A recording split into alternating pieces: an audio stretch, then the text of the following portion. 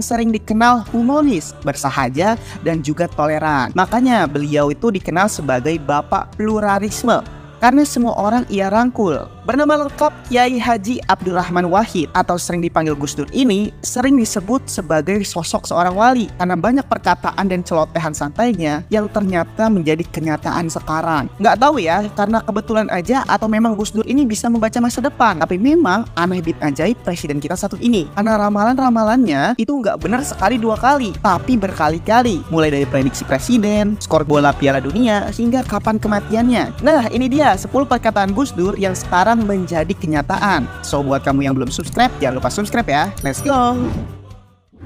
Prediksi pertama nih, Jokowi menjadi presiden. Nah, kalau yang ini nih udah terbukti sekarang kan bahwa Presiden Jokowi menjabat sebagai presiden bahkan sampai 2 periode. Omongan Gus Dur ini terjadi pada 8 Agustus 2006 ketika Gus Dur mampir ke rumah dinas wali kota Solo yang saat itu adalah Jokowi yang masih seorang wali kota Solo yang baru menjabat selama 6 bulan. Dalam perbincangannya, Gus Dur berkata, siapa yang dikehendaki rakyat termasuk Pak Jokowi ini, kalau dia jadi wali kota yang bagus, kelak juga bisa jadi presiden. Pada saat itu Jokowi menanggapinya hanya senyum-senyum aja karena tidak ada gambaran sekalipun untuknya menjadi presiden pada kala itu. Tapi ternyata 8 tahun setelahnya omongan Gus Dur menjadi kenyataan, di mana Jokowi terpilih menjadi presiden di pemilu tahun 2014. Wah, gila-gila, sakti banget kan Kiai Gus Dur satu ini. Kedua, prediksi lengsernya Soeharto. Kiai Haji Bukhari Masyuri pernah bercerita bahwa Gus Dur pernah bercerita kepadanya bahwa Soeharto akan turun dari jabatannya sebagai orang nomor 1 di Indonesia. Kejadiannya waktu itu 11 bulan sebelum lengsernya Soeharto. Kiai Haji Bukhari Masyuri, Gus Dur, Mustafa, dan Toha yang merupakan pengurus NU Jogja pada kala itu membicarakan berbagai masalah. Namun tiba-tiba Gus Dur memotong pembicaraan dan berkata dalam bahasa Jawa, "Wis ra usah gerbuk kuwi, Pak Harto segera maneh jatuh," yang artinya sudah tak usah bicarakan itu, sebentar lagi Pak Harto jatuh. Pada saat itu Kiai Haji Masyuri, Mustafa, dan Toha tidak percaya karena pada kala itu Soeharto memiliki kekuatan yang sangat kuat, baik dari kekuasaan militer, politik, dan ekonomi, yang rasanya tidak mudah untuk melengsarkan Soeharto. Tapi kenyataannya apa yang dikatakan Gus Dur benar-benar terjadi. 1 tahun setelahnya lengserlah Soeharto akibat pergerakan rakyat Indonesia yang luar biasa. Prediksi ketiga, Gus Dur mengatakan DPR seperti taman kanak-kanak. Nah, kejadian ini terjadi ketika Gus Dur diminta pertanggungjawabannya oleh DPR. Di depan para DPR, Gus Dur dengan beraninya mengatakan secara lantang DPR seperti taman kanak-kanak. Tapi kalau melihat keadaan sekarang nih ya, di beberapa kejadian yang udah pernah terjadi, emang sih ya terlihat seperti taman kanak-kanak DPR itu. Mulai dari kegiatannya yang sering sekali jalan-jalan, alih-alih kunjungan kerja, atau studi banding, mirip banget kan kayak anak TK yang lagi study tour ke taman bermain. Belum lagi kalau ada rebut-rebutan proyek di dalam DPR, udah seperti anak kecil rebutan mainan gak sih? Walaupun pada saat itu perkataan Gus Dur ini banyak DPR yang tersindir, tapi ternyata juga banyak yang menyetujui perkataan Gus Dur tersebut. Wah, gimana menurut kalian? Keempat, prediksi menjadi presiden. Nggak tahu ini adalah sebuah optimisme atau bisa membaca masa depan Gus Dur ya. Namun ucapan Gus Dur ini merupakan potongan cerita perbincangan Gus Dur dengan Luhut Binsar Panjaitan. Ya, kalian kenal kan Ompong Luhut? Ceritanya kayak gini nih. Suatu hari Luhut bertemu dengan Gus Dur saat hendak berangkat menjadi duta besar Indonesia untuk Singapura.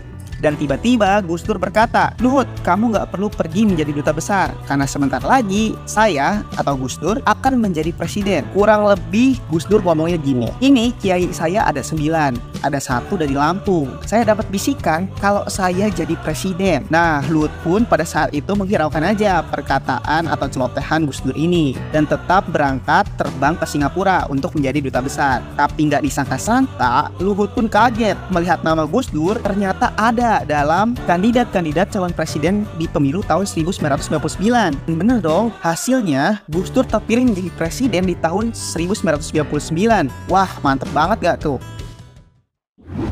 5. memprediksi pelengseran dirinya sebagai presiden. Ketika Gus Dur sempat ditanyai tentang siapa aja yang bertanggung jawab melengsarkan dirinya dari kursi presiden, Gus Dur berkata, besok-besok juga akan terbukti oleh bangsa ini sendiri. Namun Gus Dur sempat menyebut nama Megawati dan Amin Rais, dan kenyataannya di masa depan setelahnya terbitlah buku berjudul Menjerat Gus Dur yang ditulis oleh Firdika Rizky Utama yang menjawab semuanya nama-nama yang menjadi dalang lengsernya Gus Dur terungkap di buku itu. Duh, kesian banget ya, presiden kita satu ini baru menjabat belum genap 2 tahun udah dilengserkan oleh MPR dan elit-elit politik lainnya. 6. Memprediksi ajudannya menjadi Kapolri.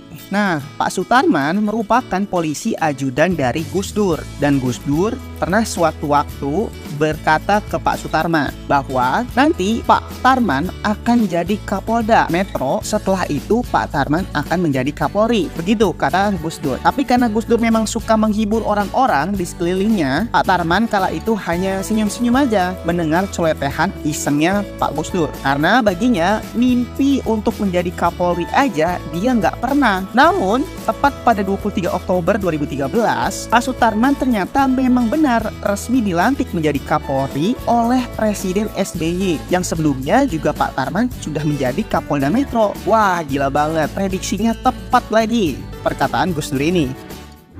7. Memprediksi Kiai Haji Said Akil menjadi Ketua PBNU. Nah, kalau ini ceritanya, pada suatu hari Kiai Haji Said Akil diminta untuk menyediakan air putih dan roti tawar untuk sarapan. Setelah itu Gus Dur meminta Kiai Said Akil untuk membacakan Ihya Ulumuddin. Tapi baru aja dibacakan, Gus Dur malah langsung tertidur dan mendengkur. Namun setelah 5 menit kemudian, tiba-tiba Gus Dur bangun dan berkata secara random, "Sampean akan jadi Ketua PBNU di atas usia 55 tahun." Dan bener dong, perkataan asal-asalan Gus Dur itu jadi kenyataan lagi guys. Kiai Haji Said Akil terpilih di Muktamar 32 NU di Makassar pada usia 56 tahun. Wah, gila-gila. Nggak cuma menebak ketua PBNU-nya aja, tapi umur tepatnya juga tepat.